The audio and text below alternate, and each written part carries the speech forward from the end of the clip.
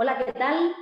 Esto es En Línea con Merche, nuestra sección de la Federación de Organizaciones de Mujeres de Lorca, junto con Mucolor, la Asociación de Mujeres Jóvenes de Lorca. ¿A quién conocemos hoy?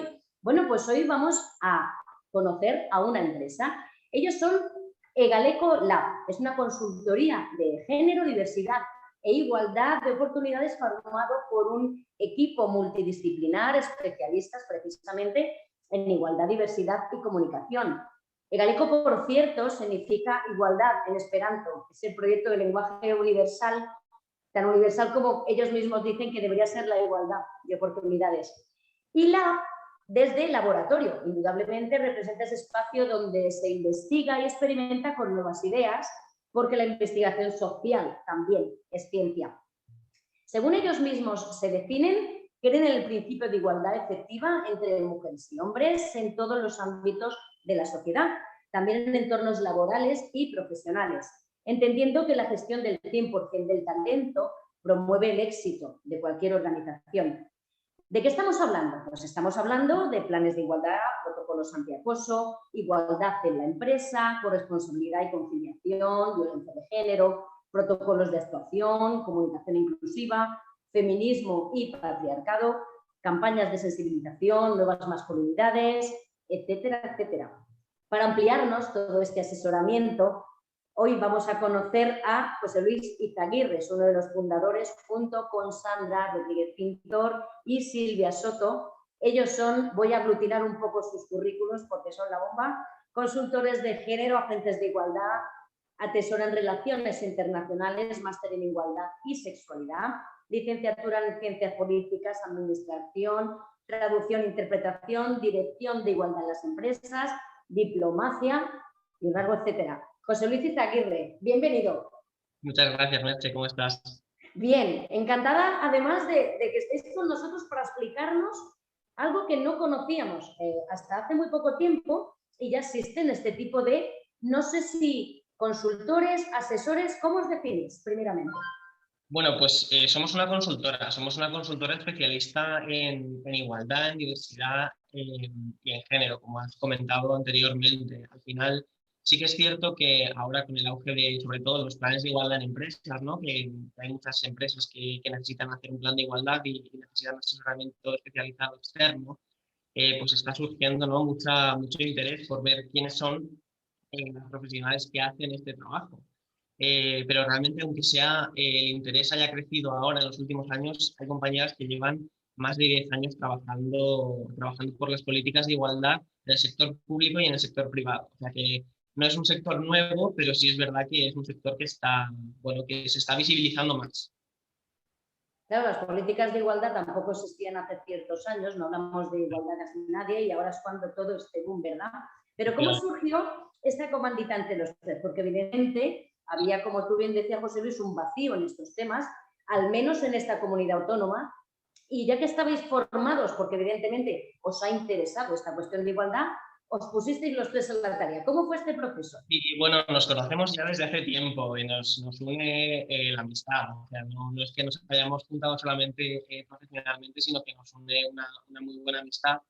Y realmente todo surgió en Madrid, curiosamente, porque estábamos en el 2019 viviendo en Madrid. Y bueno, cada miembro del equipo estaba haciendo pues, sus cosas a nivel individual. Yo estaba en la empresa privada. Eh, Silvia y Sandra estaban haciendo proyectos de freelance con otras consultoras y demás. Y realmente fue bastante orgánico todo. Nos juntamos, empezamos a ver qué posibilidades había, ¿no? Encontramos que había muchas empresas que estaban interesadas pues en invertir en igualdad, ¿no? En hacer políticas de igualdad operativas pues, mucho más efectivas, funcionalidad, con asesoramiento técnico de verdad y de relación también estaba yendo un poco en el mismo camino. Entonces, pues empezamos a pensar, a hablar y sobre todo empezaron Sandra y Silvia con el proyecto y luego yo me uní al poco tiempo y pues creamos el Alecolab y pues poco a poco fuimos pues eso, viendo ver cómo materializar el proyecto, ¿no? Porque también era complicado y fue entonces donde conocimos la Asociación Profesional de Consultoría de Género y ya ahí conocimos a compañeras, nos asociamos efectivamente, evidentemente, porque es donde hay que estar si eres consultor o consultora de género, y ahí pues ya empezamos a de verdad materializar todo el proyecto y luego pues nos vinimos a Lorca, porque Sandra y Silvia son de Lorca, yo soy del norte, soy de San Sebastián, pero nos empezaron a surgir proyectos en la región y pues nada, aquí estamos. Bueno, estamos hablando una madrileña y un vasco y nos encontramos en Lorca. Así que, bueno, multidisciplinar y global. Este mundo cada vez es más pequeño. Vuestro asesoramiento, como decía anteriormente, abarca empresas, administraciones públicas, particulares, sector educativo, ONG, fundaciones, asociaciones, un abanico muy amplio que necesita precisamente eso, ser asesoradas terminologías que ya no son tan nuevas, pero ¿qué os solicitan cada uno de estos sectores? Vamos a ir un poco por partes. Una empresa, por ejemplo, ¿qué os solicita? Las empresas, sobre todo, planes de igualdad, porque, claro, ahora tienen obligación, las empresas de más de 50 personas en plantilla tienen obligación de tener un plan de igualdad, como muy tarde, en marzo del 2022, hay un calendario que el gobierno decretó en 2019 y pues puso un plazo para diferentes empresas, ¿no? Y son las de más de 50 quienes tienen que tener un plan de igualdad.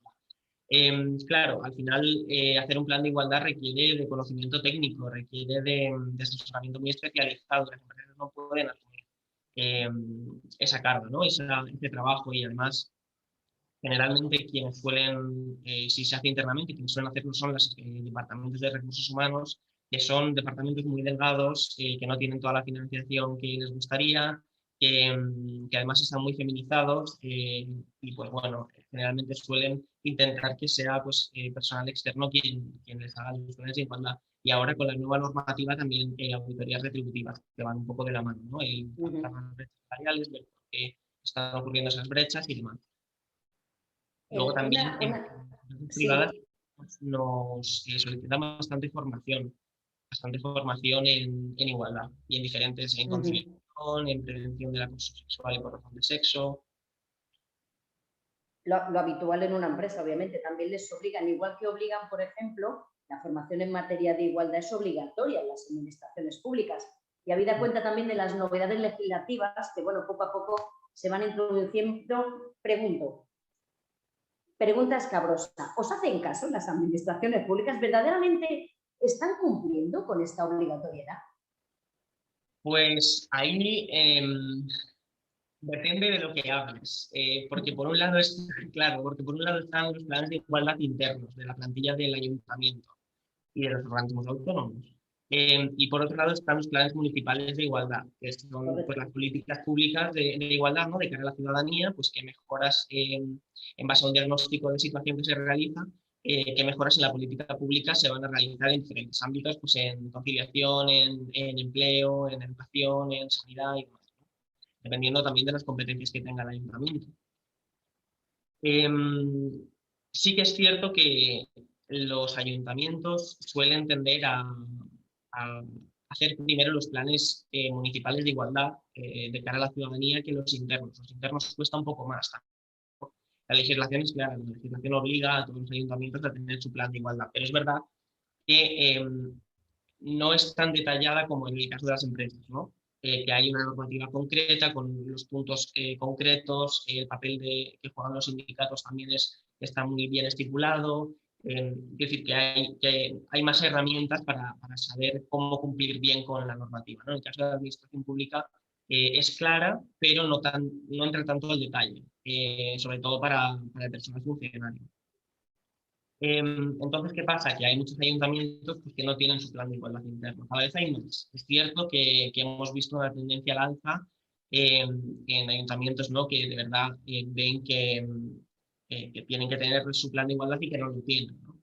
Pero es verdad que mirarse dentro a veces cuesta un poco más y siempre, desde Galecolor siempre recomendamos cuando un ayuntamiento nos solicita hacer un plan de igualdad municipal, que siempre es conveniente empezar por el plan de igualdad interno, porque primero hay que saber cómo estás para poder, ¿no? Aplicar las políticas públicas, porque al final quienes ejecutan esas políticas públicas son el personal funcionario, más allá de la corporación municipal o del equipo de gobierno, son las jefaturas de servicio, son el personal técnico quien realmente lleva a cabo toda esa política pública. Entonces es necesario también ver cómo está ese personal, en qué condiciones está para poder ejecutar ese plan. Claro. Es que esto me recuerda a en año cuando se hicieron los protocolos de riesgos laborales. Ahora resulta que lo sabemos muy bien sin un curso de riesgos laborales, un protocolo estandarizado, etcétera. Esto tiene que irse introduciendo poco a poco, obviamente. Menos mal que la ley obliga, porque si no estaríamos hablando in su generis. Y también, particulares que se acercan a Egalicola. ¿Qué os consultan?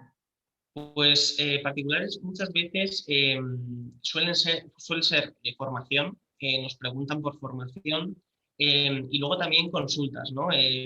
Nos preguntan pues, acerca de cómo pueden profundizar en tal área o en tal otro área. A veces no pasamos un presupuesto, sino que simplemente derivamos a, por ejemplo, la Escuela Virtual de Igualdad del Instituto de las Mujeres, que funciona fantásticamente, es gratuita, de acceso público, y nos parece que es una herramienta fundamental, ¿no? Para cualquier persona individual, por la razón que sea, que quiera profundizar en igualdad en diferentes temas.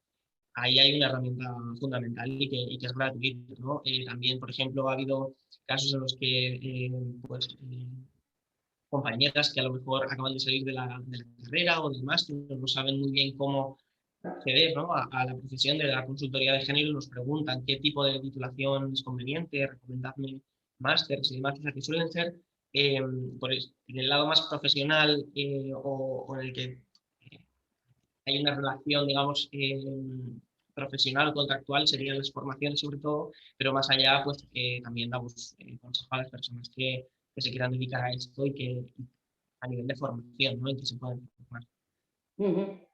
Claro, es que la información es la que seguramente no se tiene tan a mano. Quiero decir, a vosotros se acercan también el sector educativo, ONGs, fundaciones, no sé, también el sector educativo tendrá mucho que ver por cuestiones de acoso, de bullying, y cuestiones de este tipo de diversidad seguramente también, supongo. Sí, pues al final la educación es un poco la base, ¿no? Muchas veces también cuando hacemos planes municipales de igualdad, a la hora de plantear medidas que tienen que ver con el área de educación, pues es fundamental crear proyectos que sean coeducativos, como está haciendo, por ejemplo, la Federación de Organizaciones de Mujeres de Lorca con Abriendo Puertas, que es una herramienta fantástica, y que lo ideal es que la cosa no se quede solamente en una charla concreta un día en un colegio, ¿no? Sino que sea un proyecto que la administración pública también se tome en serio y que lo tome como algo a medio y largo plazo, ¿no? Que una misma persona reciba en diferentes ciclos formativos educativos diferente formación, ¿no? No vas a hablar igual a un niño o una niña de tercero de primaria que a una persona que está en bachillerato y si ha recibido formación en igualdad durante todo ese periodo, pues al final el impacto sí que va a ser real y la sensibilización y la formación va a ser de verdad, porque si no nos quedamos con una charla un día y eso pues no tiene ningún efecto. Es que yo soy docente, si no pregunto por el sector educativo... Sí, claro, no, es fundamental, es fundamental. También es verdad que muchas veces cuando pues, hablamos con docentes, ¿no? Pues tienen una sobrecarga de trabajo importante y luego también el tema de la pandemia pues ha dificultado mucho, ¿no? la labor docente y eso también hay que ponerlo en valor, que es todo un esfuerzo ingente.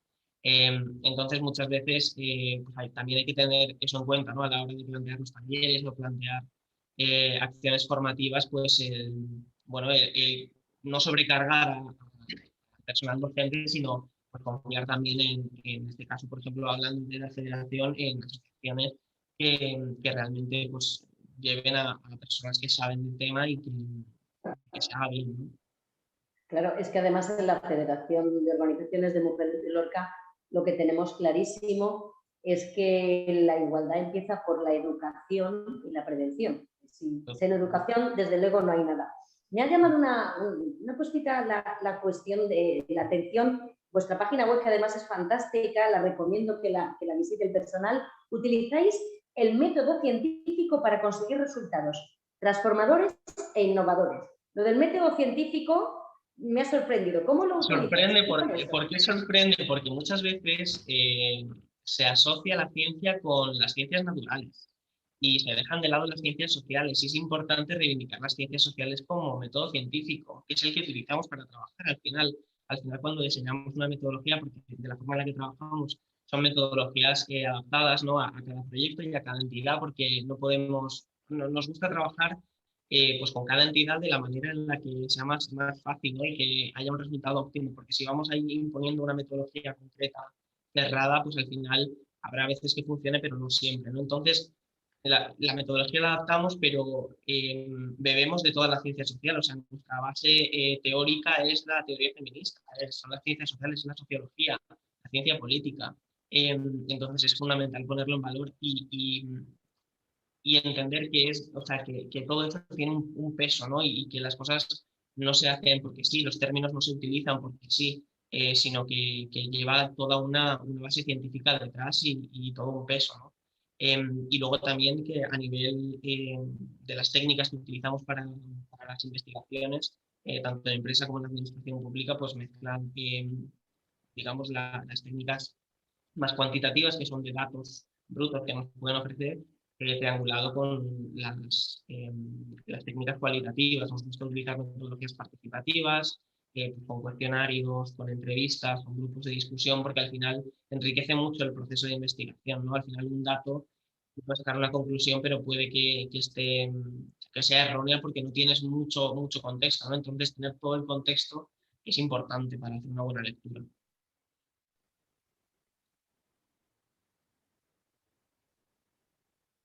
Es que, claro, todo es ciencia. Es que hablemos de lo que hablemos, el tema del que hablamos aquí cada semana, todo es ciencia verdaderamente. Sospecho que, como nos decías también, José Luis, anteriormente, uno de los temas ahí es los protocolos antiacoso. Hablamos del acoso sexual en los centros de trabajo, porque además son cada vez más las denuncias que se interponen. ¿Cómo están los centros de trabajo?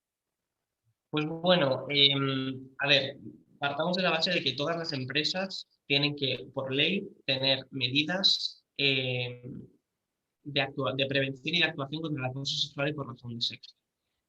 No todas la tienen y hay veces que se tienen, pero, por ejemplo, hay muchas empresas que tienen canales de denuncia. Pero esos canales de denuncia no sirven solo para el acoso sexual por razón de sexo, sino sirven para temas de corrupción corporativa o temas de acoso laboral, pero que no tenga las implicaciones sexuales o de género.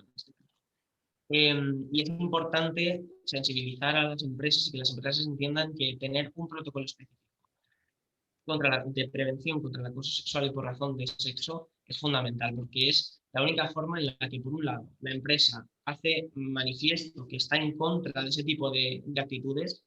Por otro lado, las posibles víctimas sienten un respaldo y se sienten pues mucho más reforzadas a la hora de denunciar, porque eso es otra de las cuestiones, ¿no? Que las denuncias no son todas las que deberían. O sea, no cada vez que ocurre hay una denuncia, porque es muy difícil de probar muchas veces, porque al final muchas veces entra en juego el tema psicológico, no hay pruebas visuales que puedan demostrarlo, sino es el testimonio de la víctima, ¿no? Y muchas veces no hay ni siquiera personas que puedan testificar. Entonces, es importante que ese protocolo exista, también porque ese protocolo implica que hay personas dentro de la organización que están formadas en el tema y que saben cómo actuar. Y que se protege a la persona que denuncia, a la mujer que denuncia, con todas las garantías, que no se va a ver expuesta su intimidad, que no se va a ver expuesta su identidad ni siquiera, y que todo se va a mantener conforme a la ley, ¿no? Y con esa protección también es importante, porque muchas veces, pues si las personas que llevan todo el tema de denuncias llevan no solamente acoso sexual, sino llevan otras muchas áreas, pues todo se diluye, ¿no? Y no se hace la atención debida. Y en estos temas es importante ser Ha tardado mucho en salir en esta conversación la palabra sensibilización, pero antes o después, tratando estos temas, tiene que aparecer. Y claro. lo quisiera relacionar con un término también muy de moda, diversidad. Diversidad donde igualdad y tolerancia creo que se unen. Término que además está estrechamente muy ligado sobre todo esto, a la igualdad. ¿Cómo tratáis este tema? ¿Qué os consultan en concreto sobre la diversidad? Pues consultas sobre diversidad tenemos varias. Hay veces que dentro de los planes de igualdad nos piden que haya una sección que trate la diversidad. Hay veces que nos hacen consultas en cuanto a formación, pero es importante entender que la forma en la que vemos la diversidad en el Ecolab es desde la interseccionalidad. Es decir, que partimos de la base de que la desigualdad de género es la base de las desigualdades. Y luego a esa desigualdad de género se puede añadir el tema, por ejemplo, de la edad o el tema del origen, la raza, la religión, la orientación sexual, muchas cuestiones, ¿no? Y todo aplicado con perspectiva de género. Porque es importante cuando hablamos de personas mayores, ¿no? Es importante hacer hincapié en cuáles son las diferencias entre las mujeres mayores y los hombres mayores. O sea, cómo les afecta la edad a unos y a otros. Es importante que no solo se hable de diversidad, sino que se hable de diversidad con perspectiva de género. Partiendo de la base de que la desigualdad de género es la base de las desigualdades, ¿no? Entonces, pues lo tratamos eso desde también el tema de la edad, lo digo mucho porque al final hay una diversidad generacional en las empresas muy fuerte. Ahora mismo hay, este dato lo tiene más en la cabeza Silvia, pero creo que son 4 o 5 generaciones a la vez las que están trabajando en las empresas hoy en día. Claro, eso a nivel de recursos humanos también gestionarlo es muy complicado. ¿Cómo gestionas tú una persona que acaba de salir de la carrera, que su contrato es de una manera, que su salario es X, que tiene unas expectativas distintas, que su forma de ver el trabajo es diferente con una persona que lleva a lo mejor 30 años en la empresa y está a punto de jubilarse, ¿no? Que tiene un contrato mucho más blindado, que tiene otras expectativas, que tiene pues eso, una estabilidad, unos valores, no sé. Es diferente, es difícil y es diferente a como ha sido hasta ahora, ¿no? Porque se juntan ahora todas esas cuestiones.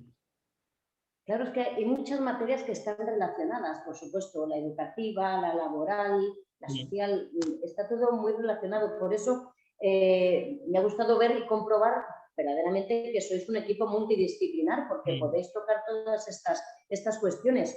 Y lo quiero relacionar también con un tema pelín escabroso, y es el inclusismo. Hay muchísimo especialista por ahí que se coloca la etiqueta de agente de igualdad y no tiene ningún tipo de formación y, por supuesto, esto lo que hace es perjudicar a los verdaderos profesionales de este sector, ¿no? ¿Cómo actuar contra esto? Pues mira, me viene muy bien que me hagas esta pregunta porque justo en marzo, el día 8 de marzo, la Asociación Profesional de Consultoría de Género, de la que te hablaba anteriormente, a la que el equipo está asociado, y FEPAYO, la Federación Estatal de Agentes de Igualdad de Oportunidades, redactaron un manifiesto conjunto que se titula, si no recuerdo mal, por una gestión profesionalizada de las políticas de igualdad. Sí, lo hemos tenido en las manos, efectivamente. Sí, pues lo que hace es instar a las administraciones públicas, porque al final es la administración pública la única que puede garantizar la profesionalización y puede evitar el intrusismo, ¿no? Al final, el intrusismo pues se está entrando de lleno en este sector profesional, sobre todo a raíz de las nuevas exigencias legislativas que te comentaba también.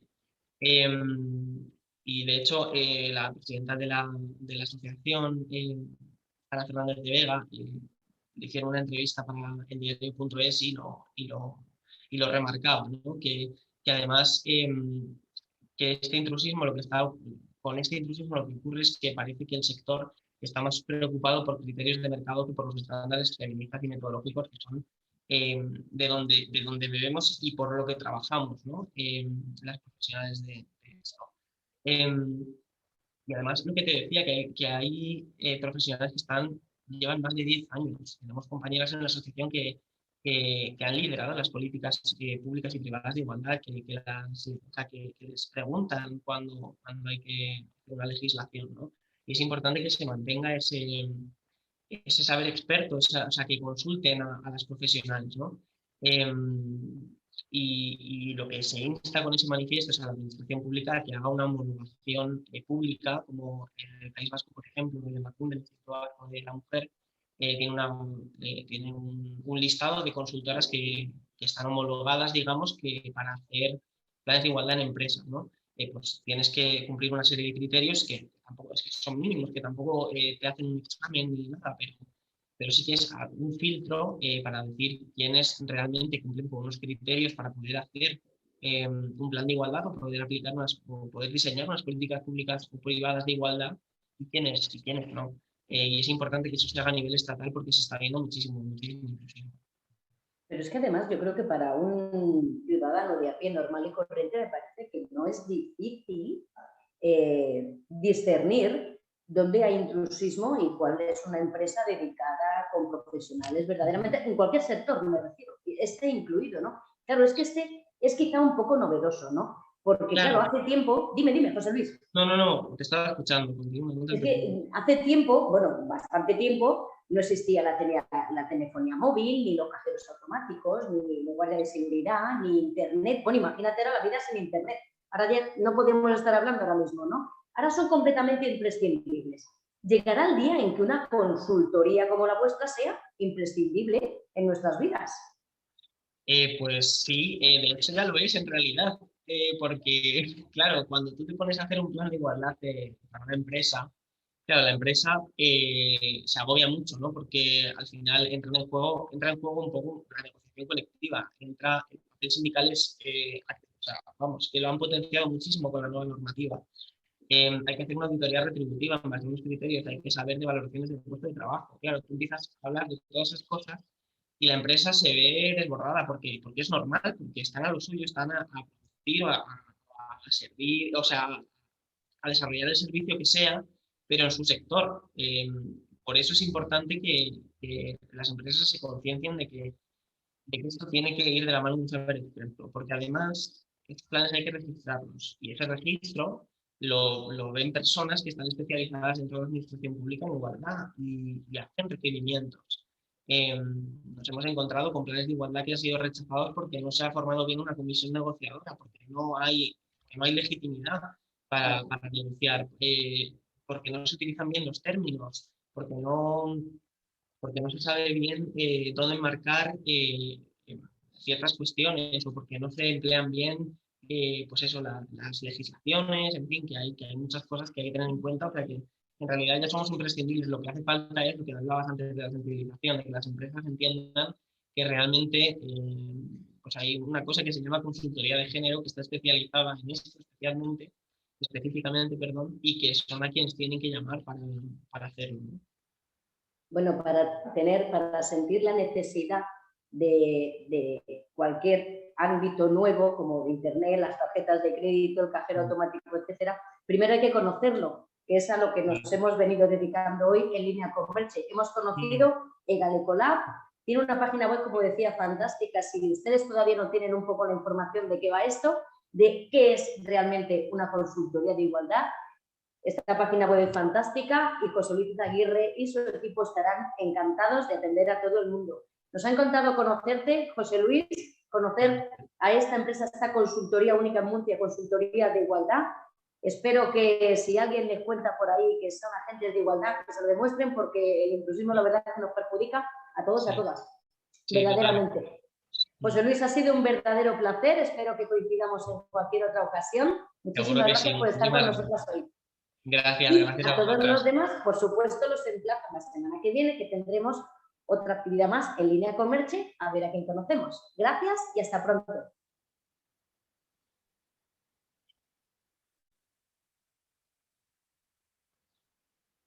Bueno, Irene lo cortará cuando quiera. José Luis, un placer. Has explicado todo divinamente, que es lo que me gusta. Sí, te he entendido. Vale, genial. Era el objetivo, que se entendiera todo, porque muchas veces hablar de estas cosas como que tiendes a quedarte como en lo técnico y no lo aterrizas, pero bueno, si se ha entendido que sea un poco... Es que a mí me gusta profundizar para que tengamos casos concretos, claro, casos claros para saber de lo que estamos hablando. Entonces ya podemos tener todos una idea pues muy clara y muy concisa de lo que hacéis, porque por el momento todavía es un poco novedoso, que es la cuestión, aunque sí es completamente imprescindible, si lo dice la ley.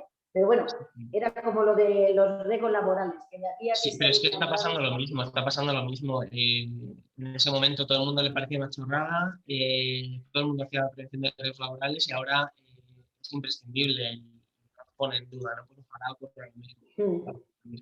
Pues eso esperamos que sean. Pues un placer, José Luis.